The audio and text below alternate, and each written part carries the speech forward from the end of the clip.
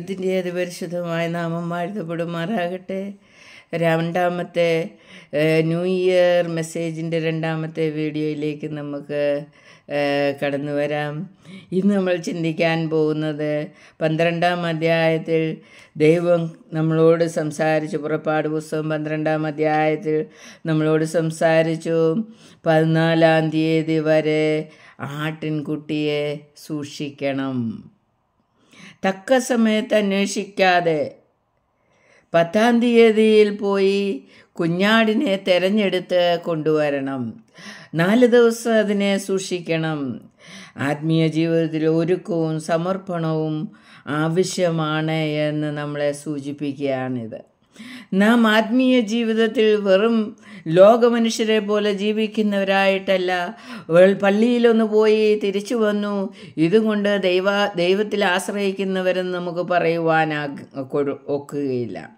എന്ത് ചെയ്യണം? ആത്മീയ ജീവിതത്തിൽ ഒരുക്കമുള്ളവരായിരിക്കണം. ദൈവം ഒരുങ്ങാൻ പറഞ്ഞതുപോലെ ഒരുങ്ങുന്നവരായിരിക്കണം. സമർപ്പണം ആവശ്യമാണെന്ന് ദൈവം നമ്മെ പഠിപ്പിക്കുന്നു. വയലിലിരിക്കുന്നവൻ വീട്ടിലിരിക്കുന്നത് എടുക്കാനായിട്ട് പോകരുതേ എന്നും മുകളിലിരിക്കുന്നവൻ പുരയ്ക്കകത്തേക്ക് പോകരുതേ എന്നും പുതിയ നിയമത്തിൽ നമുക്ക് യേശു തമ്പുരാൻ തൻ്റെ ശിഷ്യന്മാരോട് പറയുന്ന അങ്ങനെയുള്ള ഒരു സമയം വരുന്നു. എന്നുവെച്ചാൽ അന്ത്യകാലമാണ് ഇത് എന്ന് നമ്മളെ സൂചിപ്പിക്കുകയാണ്. കാഹളം മുഴങ്ങുമ്പോൾ ആർക്കും ഒന്നും എടുക്കുവാനുള്ള അവസരമില്ല എന്നുള്ളത് നാം മനസ്സിലാക്കണം.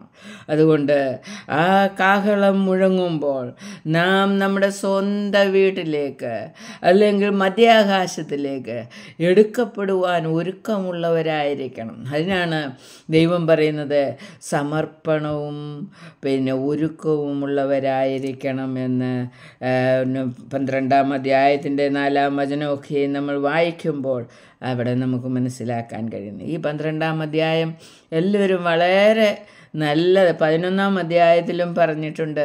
അതുകൊണ്ട് പുറപ്പാട് പുസ്തകം 11, 12, 13 ഒക്കെ നാം വളരെ ശക്തമായിട്ട് പഠിക്കേണ്ടുന്ന പുസ്തകങ്ങളാണ്, അധ്യായങ്ങളാണ്.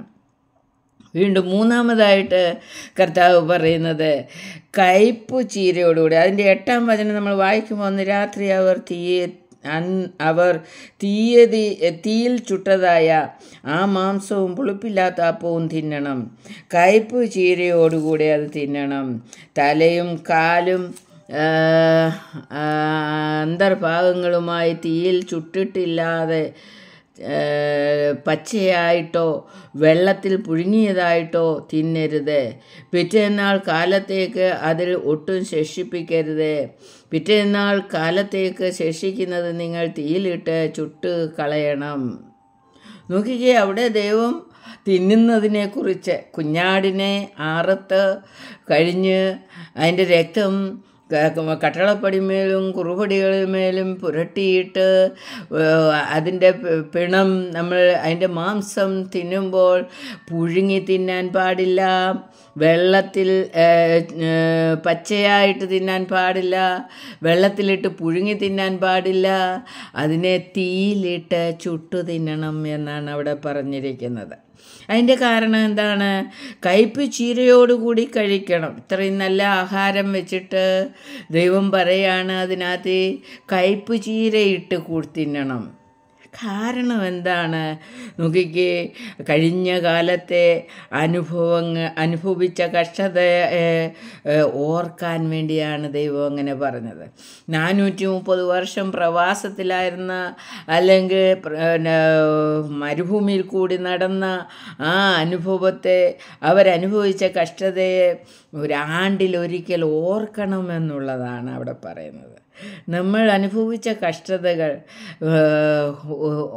ഓർക്കണം എന്ന് ദൈവം നമ്മെ പഠിപ്പിക്കുകയാണ്.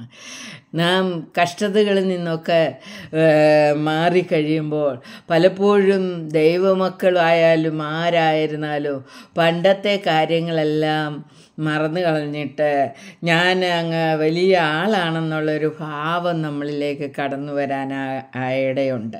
കർത്താവ് പറയുന്നു, നിങ്ങളുടെ കഴിഞ്ഞ കാലത്ത് അനുഭവിച്ച കഷ്ടത ഓർക്കാൻ രുചികരമായ ഭക്ഷണത്തിൽ കയ്പ് ചീരയിടണം എന്ന് ദൈവം പറയുകയാണ്.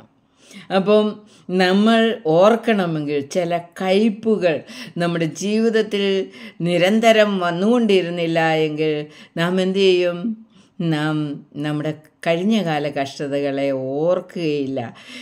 അതുകൊണ്ട് അവിടെ പറയുന്നത് കയ്പ് ചീര അതിനകത്തിലിടണം, ഒരു തീക്കകത്ത് ചുടണം എന്ന് പറഞ്ഞതിന് കാരണം കാൽവറിയിൽ നമ്മുടെ കർത്താവ് അനുഭവിച്ച മറ്റാരും കടന്നു പോകാത്ത അതികഠിനമായ ശോധനയിലൂടെ കടന്നുപോയത് നാം ഓർത്തുകൊണ്ട് വേണം നാം ഈ ആഹാരം ഭക്ഷിക്കുവാൻ. ഓരോ വർഷവും കർത്താവ് നീട്ടി നമുക്ക് തരുമ്പോൾ നമ്മുടെ കർത്താവിൻ്റെ കാൽവറിയെ ഒന്ന് ഓർക്കുവാൻ, കാൽവറിയിൽ ദൈവം സഹിച്ച നമ്മുടെ കർത്താവായ യേശു ക്രിസ്തു അനുഭവിച്ച ആ കഷ്ടതയെ ഒന്ന് കാണുവാൻ, അന്ന് ഓർക്കുവാൻ, അതെനിക്ക് വേണ്ടിയായിരുന്നു എന്ന് മനസ്സിലാക്കുവാൻ തക്കവണ്ണം വീണ്ടും വീണ്ടും അത് ഓർക്കുവാൻ ദൈവം നമ്മെക്കുറിച്ച് ആഗ്രഹിക്കുന്നു. അതിനാണ് തീയിലിട്ട് ചൂടണം എന്ന് പറഞ്ഞത്. മറ്റാരും കടന്നു പോകാത്ത അതികഠിനമായ ശോധനയിലൂടെയാണ് നമ്മുടെ കർത്താവ് കടന്നുപോയത്. ആരും നമ്മളോട് കരുണ കാണിക്കാനില്ലാതിരുന്നപ്പോൾ നമ്മെ രക്ഷിച്ച് പുറത്ത് കൊണ്ടുവന്ന, ആ കഷ്ടതയിൽ നിന്ന് പുറത്തു കൊണ്ടുവന്ന കർത്താവിനെ ധ്യാനിക്കണം എന്നാണ് അവിടെ പറയുന്നത്.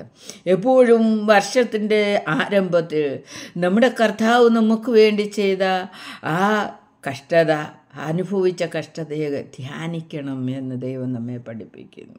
അതുകൊണ്ട് ദൈവത്തിൻ്റെ സന്നിധിയിൽ ഒന്നാമത് കർത്താവിൻ്റെ രക്തത്തിൽ അഭയം പ്രാപിച്ച് ജീവിച്ചാൽ അർദ്ധരാത്രിയിൽ സംഹാരകൻ കടന്നു വന്ന് നമ്മെ നശിപ്പിക്കുവാൻ ദൈവം സമ്മതിക്കുകയില്ല. രണ്ടാമത് നമ്മൾ ചിന്തിച്ചു, സമർപ്പണവും ഒരുക്കവും ഉള്ളവരായി ആത്മീയ കാര്യങ്ങളിൽ നാം ജീവിക്കണം, ആത്മീയത മുന്നോട്ട് കൊണ്ടുപോകണം എന്ന് ദൈവം നമ്മെ കാണിച്ചു. മൂന്നാമത് നമ്മുടെ ഓരോ വലിയ ദിവസങ്ങൾ കടന്നു വരുമ്പോൾ, അല്ലെങ്കിൽ ആണ്ടിൻ്റെ ആരംഭം ഒക്കെ കടന്നു വരുമ്പോൾ നാം എപ്പോഴും ദൈവം അനുഭവിച്ച കഷ്ടതയെക്കുറിച്ച് ഓർക്കുന്നവരും ധ്യാനിക്കുന്നവരുമായിരിക്കണം. നമ്മുടെ കഴിഞ്ഞ കാല കഷ്ടതകളിൽ നിന്ന് നമ്മെ രക്ഷിച്ച കർത്താവിനെ ധ്യാനിക്കണം എന്ന് ദൈവം നമ്മെ പഠിപ്പിക്കുന്നു. നാലാമതായിട്ട് നമുക്ക് ചിന്തിക്കുവാൻ കഴിയുന്നത് 12-ാം അധ്യായത്തിൻ്റെ 15-ാമത്തെ വചനം നമ്മൾ വായിക്കുമ്പോൾ അവിടെ കാണുന്നത്, 7 ദിവസം നിങ്ങൾ പുളിപ്പില്ലാത്ത അപ്പം തിന്നണം, 1-ാം ദിവസം തന്നെ പുളിച്ച മാവ് നിങ്ങളുടെ വീടുകളിൽ നിന്ന് നീക്കണം. 7 ദിവസം നിങ്ങൾ പുളിപ്പില്ലാത്ത അപ്പം തിന്നണം, 1-ാം ദിവസം തന്നെ പുളിച്ച മാവ് നിങ്ങളുടെ വീടുകളിൽ നിന്ന് നീക്കണം. 1-ാം ദിവസം മുതൽ 7-ാം ദിവസം വരെ ആരെങ്കിലും പുളിപ്പുള്ള അപ്പം തിന്നാൽ അവനെ ഇസ്രായേലിൽ നിന്ന് ഛേദിച്ച് കളയണം. 1-ാം ദിവസത്തിലും 7-ാം ദിവസത്തിലും നിങ്ങൾ വിശുദ്ധ സഭായോഗം കൂടണം. അന്ന് അവരവർക്ക് വേണ്ടുന്ന ഭക്ഷണം ഒരുക്കുകയല്ലാതെ ഒരു വേലയും ചെയ്യരുത്. ദൈവം ഓരോ ചെറിയ കാര്യത്തിലും ദൈവം ഇസ്രായേൽ മക്കൾക്ക്, അല്ലെങ്കിൽ ദൈവമക്കൾക്ക് നിർദ്ദേശം നൽകുന്നതായിട്ട് നമുക്ക് കാണുവാൻ കഴിയുന്നുണ്ട്. നോക്കിക്കേ, അവിടെ പുളിപ്പില്ലാത്തതായിരിക്കണം 14 മുതൽ 7 ദിവസം വരെ നമ്മൾ കഴിക്കുന്നത് എന്നവിടെ എഴുതിയിരിക്കുന്നു. 1 കൊരിന്ത്യർ 5-ാം അധ്യായത്തിൻ്റെ 6-ാം വചനം നമ്മൾ വായിക്കുമ്പോൾ അവിടെ പറയുന്നത്, 5-ാം അധ്യായം 6-ാം വചനത്തിൽ പറയാം, നിങ്ങളുടെ പ്രശംസ തന്നെ നന്നല്ല, അസാരം പുളിമാവ് പിണ്ടത്തെ മുഴുവനും പുളിപ്പിക്കുന്നു എന്നറിയുന്നില്ലയോ? നിങ്ങൾ ആയിരിപ്പാൻ തക്കവണ്ണം പുതിയ പിണ്ണമാകേണ്ടതിന് പഴയ പുളിമാവിനെ നീക്കിക്കളവേൻ. അപ്പോൾ പഴയ ചിന്തകൾ, പഴയ രീതികൾ, പഴയ പ്രാർത്ഥനാ രീതികൾ, പഴയ ജീവിത രീതികൾ ഒക്കെയും മാറ്റിക്കളയണം. അതാണ് പുളിപ്പിൻ്റെ അവസ്ഥ എന്ന് പറയുന്നത്. അവിടെ നമുക്ക് കാണുക, പുളിപ്പിൻ്റെ അവസ്ഥ എന്താണ്? കപടഭക്തി, തെറ്റായ ഉപദേശം, തെറ്റായ വചനത്തിലില്ലാത്തത് പറയുക, വചനത്തിലില്ലാത്തത് മറ്റുള്ളവരെ പഠിപ്പിക്കുക, ഇതെല്ലാം പുളിപ്പാണ് എന്നുള്ളത് നാം മനസ്സിലാക്കുക. അത് നമ്മിൽ ഉണ്ടാകാൻ പാടില്ല എന്ന് ദൈവം നമ്മെ പഠിപ്പിക്കുകയാണ്. ദൈവിക പ്രമാണത്തിൽ നിന്നുകൊണ്ട് വേണം നാം ഈ പുതിയ വർഷത്തിൽ മുന്നേറുവാൻ എന്ന് ദൈവം നമ്മെ പഠിപ്പിക്കുകയാണ്. ദൈവം ഓരോ ചെറിയ കാര്യങ്ങളിൽ പോലും പ്രമാണം കൊടുത്തിരിക്കുകയാണ് ഇസ്രായേൽ മക്കൾക്ക്, ദൈവമക്കൾക്ക്. ഈ ചെറിയ പ്രമാണത്തിൽ നിന്നുകൊണ്ട് വേണം നാം നമ്മുടെ ഓരോ ജീവിതത്തിൻ്റെ ഓരോ സ്റ്റെപ്പ് വയ്ക്കുമ്പോഴും ഈ ചെറിയ ചെറിയ പ്രമാണങ്ങൾ പാലിച്ച് നമ്മൾ ജീവിക്കണം എന്ന് ദൈവം നമ്മെ പഠിപ്പിക്കുകയാണ്. അഞ്ചാമത്തെ കാര്യം നമുക്ക് പെട്ടെന്ന് ചിന്തിച്ച് തീർക്കാം. തിടുക്കത്തോടെ പെസഹ കഴിക്കണം. പ്രത്യാശയിൽ എപ്പോഴും കർത്താവ് എപ്പോൾ വന്നാലും സ്വീകരിക്കാൻ ഒരുക്കമുള്ള വ്യക്തിയായി ജീവിപ്പാൻ ഇടയാകണം എന്ന് ദൈവം നമ്മെ പഠിപ്പിക്കുകയാണ്. അവിടെ നമുക്ക് കാണുവാൻ കഴിയുന്നത് തിടുക്കത്തിൽ പെസഹ ഭക്ഷിക്കണം എന്ന് നമുക്കവിടെ കാണുവാൻ കഴിയുന്നുണ്ട്.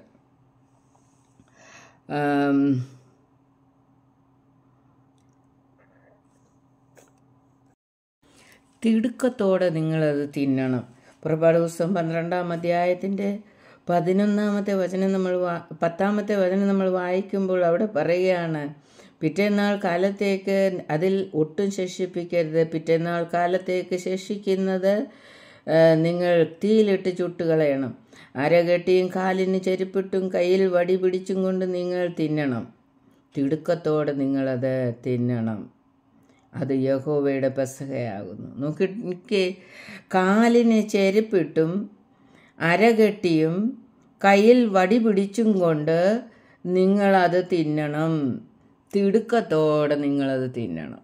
എന്താണ് അത് പറയാൻ കാരണം പ്രത്യാശയോടെ, ഉറപ്പോടെ കർത്താവ് എപ്പോൾ വന്നാലും സ്വീകരിക്കുവാൻ ഒരുക്കമുള്ള വ്യക്തിയായി ജീവിക്കാൻ ഇടയാകണം എന്ന് നമ്മളെ സൂചിപ്പിക്കുകയാണ്. ഏത് നിമിഷം കഴിച്ചുകൊണ്ടിരിക്കുമ്പോൾ പോലും കർത്താവ് വന്നാൽ നമ്മൾ പോകാൻ തയ്യാറായിരിക്കണം എന്നാണ് അവിടെ നമ്മളെ കാണിക്കുന്നത്. അരകെട്ടിക്കൊണ്ട് ചെരുപ്പിട്ടുകൊണ്ട് വടി കയ്യിൽ പിടിച്ചുകൊണ്ട് പെസഹ കഴിക്കണം എന്ന് ദൈവം തമ്പുരാൻ നമ്മെ പഠിപ്പിക്കുകയാണ്. ഒരുക്കമുള്ള വ്യക്തിയായി ജീവിപ്പാൻ ഇടയാകണം എന്ന് ദൈവം നമ്മെ പഠിപ്പിക്കുന്നു. ഇരുന്ന് സുഖേന കള്ളും കുടിച്ച് ആസ്വദിച്ച് തിന്നാനുള്ള സമയമല്ല ഇത്. രാത്രികാലങ്ങളാണ്, രാത്രിയുടെ സമയമാണ്. സംഹാരകൻ കടന്നു വരാൻ സാധ്യതയുണ്ട്. സംഹാരകൻ ഇറങ്ങുമ്പോൾ കർത്താവ് തൻ്റെ മക്കൾക്ക് വേണ്ടി ഇറങ്ങുന്ന സമയമാണ്. അതുകൊണ്ട് കർത്താവ് വരുമ്പോൾ നാം ഒരുക്കമുള്ളവരായിരിക്കണം എന്ന് ചെരുപ്പിട്ട് കയ്യിൽ വടി പിടിച്ച് തിടുക്കത്തിൽ വേഗത്തിൽ കഴിക്കണമെന്ന് കർത്താവ് പറയുന്നു. ഈ ലോകത്തിലുള്ള ഒന്നും ആസ്വദിച്ച് ജീവിക്കാതെ കർത്താവിനെ എതിരേൽക്കാൻ ഒരുക്കത്തോടെ നിൽക്കാൻ ഈ പുതുവർഷം ദൈവം തമ്പുരാൻ നമ്മെ സഹായിക്കുമാറാകട്ടെ. നാം ചിന്തിച്ച നിർദ്ദേശങ്ങളനുസരിച്ച് ഈ 2026 ജീവിച്ച് നമ്മുടെ ജീവിതം ധന്യമാക്കാം. ദൈവം ഓരോ വർഷം തരും തോറും നാം കർത്താവിൻ്റെ കാൽവറിയിലെ യാഗത്തെ ധ്യാനിക്കുവാൻ, എനിക്ക് വേണ്ടി കർത്താവ് ചെയ്തതൊന്ന് ഓർക്കുവാൻ ഇടയാകണം. നമ്മൾ അനുഭവിച്ച കഷ്ടതകളെ ഒന്ന് ഓർക്കുവാൻ ഇടയായിത്തീരണം. അവിടുന്ന് നമ്മളെ രക്ഷിച്ച ദൈവത്തെ ഒന്ന് ഓർക്കുവാൻ ഇടയായിത്തീരണം. ആ കർത്താവിനെ ഓർക്കും തോറും നമ്മുടെ ജീവിതം വിശുദ്ധിയിലും ഒരുക്കത്തോടെ ആയിരിക്കണം, സമർപ്പണമുള്ളതായിരിക്കണം. ഓരോ ദിവസവും നമ്മൾ ദൈവത്തെ ഓർക്കുമ്പോൾ, ദൈവിക യാഗത്തെ ഓർക്കുമ്പോൾ, യേശുവിൻ്റെ യാഗത്തെ ഓർക്കുമ്പോൾ, കാൽവറിയെ ഓർക്കുമ്പോൾ നാം ഒരുക്കം കൂടുവാനിടയായിത്തീരണം, സമർപ്പണം കൂടുവാനിടയായിത്തീരണം. ദൈവം തമ്പുരാൻ അതിന് നമ്മെ സഹായിക്കുമാറാകട്ടെ എന്ന് പ്രാർത്ഥിച്ചുകൊണ്ട് ഈ വീഡിയോകൾ എല്ലാവരും കാണണമേ, എല്ലാവരും കേൾക്കണമേ എന്ന് പ്രാർത്ഥിച്ചുകൊണ്ട് ഞാൻ ഈ ന്യൂ ഇയർ സന്ദേശത്തിൽ നിന്ന് ഞാൻ വിരമിക്കുന്നു. ദൈവം തമ്പുരാൻ എന്നെയും നിങ്ങളെയും ഒരുപോലെ അനുഗ്രഹിക്കുവാൻ പ്രാർത്ഥിക്കുന്നു. ദൈവം അനുഗ്രഹിക്കുമാറാകട്ടെ. ആമേൻ. Happy new year to all my friends, relatives, everybody. ഈ വീഡിയോ കാണുന്ന എല്ലാവർക്കും പുതുവത്സരം ആശംസിക്കുന്നു. ദൈവം എല്ലാവരെയും അനുഗ്രഹിക്കുമാറാകട്ടെ. ആമേൻ.